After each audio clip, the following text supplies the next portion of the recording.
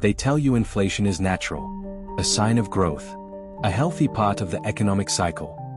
But what if that was the biggest lie ever sold?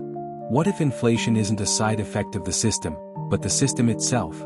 For centuries, power has never come from armies or politics. It has come from the quiet printing press, the machine that manufactures value out of nothing and debt out of everything. Every empire in history discovered this secret: control money, and you control people. Control inflation, and you never need to fire a bullet. Governments don't create wealth. They create currency. And every new unit they print steals a fraction of yours, silently, invisibly, legally. It's a tax without legislation, a theft disguised as progress. They call it stimulus. Economists call it policy. But you, the citizen, call it survival, because every loaf of bread, every liter of fuel, every rent payment reminds you of a truth they'll never admit: the more they print, the less you own. Inflation propaganda began as a promise that rising prices meant prosperity. That if the economy was growing, your life would too. But growth built on debt is cancer wearing makeup. In the 20th century, when central banks were born, inflation became policy. Money was no longer backed by gold, silver, or labor, but by faith, by belief, by the illusion that the paper in your hand held power. When that illusion cracked, they invented a new language. They called money creation quantitative easing. They called devaluation monetary stimulus. They called theft recovery.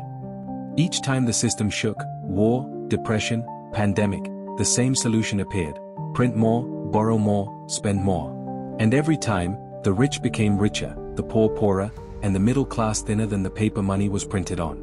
The beauty of inflation is that it hides the crime. When governments print trillions, the numbers rise everywhere: prices, wages, assets, so people feel wealthier even as their savings rot beneath the surface. It's not an accident. It's psychology. Inflation doesn't just erode currency, it erodes memory.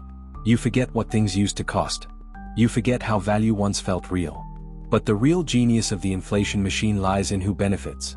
When new money enters the economy, it doesn't flow evenly. It moves first to the top, to banks, corporations, and governments, who spend it before prices rise. By the time it reaches you, the value is already gone. They call this the Cantillon effect: those closest to the money printer profit, those farthest pay. It's a rigged pipeline, wealth vacuumed upward through polite economic terms. And while people argue about politics, the true rulers are unelected. They sit in marble buildings called central banks. They wear calm smiles, speak softly of stability, and hold meetings that decide the fate of billions with a keystroke. They promise to fight inflation, even as they cause it. They raise interest rates to look responsible, then lower them to feed markets. They talk about price stability, but their real mission is to protect debt, because debt is power. If inflation destroys the value of money, it also destroys the value of debt. And debt is what binds nations, corporations, and you. Every citizen is a debtor. Your mortgage, your taxes, your credit card, all chains forged in a system that must grow to survive. Growth means more debt. Debt means more money. More money means more inflation. And inflation means more control. Because once your money buys less, you must work more. And when you work more, you depend more on wages, subsidies, and credit. Dependency is obedience. That's the hidden truth of inflation propaganda. It's not a flaw in the system. It is the system. Inflation keeps you chasing. It keeps you too busy surviving to question why the rules never change. Look back through history. Every empire fell not from enemies, but from its own printing press. Rome debased its silver coins until they were worthless. The French Revolution erupted when bread cost a day's wage. The German mark collapsed into dust between two world wars. Each time, those in power blamed external factors, enemies, crises, bad harvests. But behind every collapse was the same sin: too much paper, too little honesty. Modern inflation is smarter. It hides behind complexity. You don't see coins melt, you see graphs rise. You don't feel the devaluation instantly, you feel it slowly, through rent hikes, shrinking groceries, eroded savings. The slow boil keeps you docile. And when anger flares, they hand you distractions: culture wars, new elections, social divides, anything to keep your eyes off the ledger. Ask yourself, if inflation is so normal, why do central banks target 2%? Why is some inflation good? Because without it, the game stops.